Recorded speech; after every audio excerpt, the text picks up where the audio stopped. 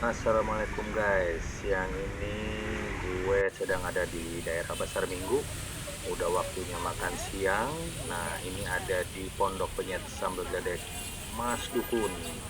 Suara sambalnya, kita coba.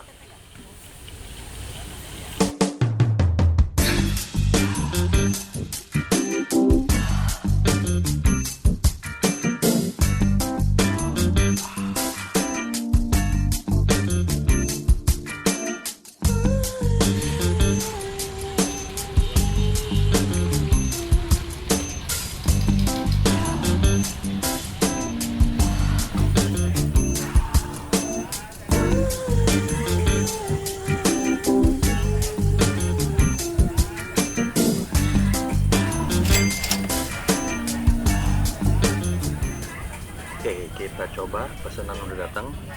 Nah, pertama cocol dulu, tes sambal.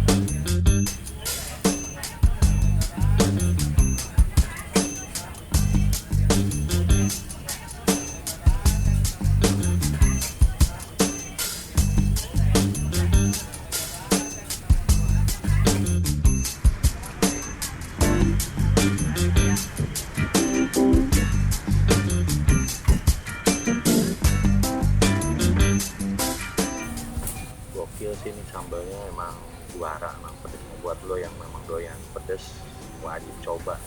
Dan juga ayamnya juga enak nih, ayam gorengnya bumbunya meresap.